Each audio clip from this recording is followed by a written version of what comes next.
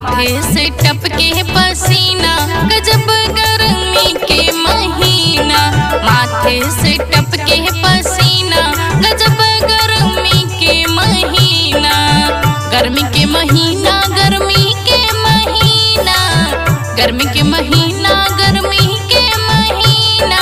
माथे से टपके पसीना, गजब गर्मी के महीना।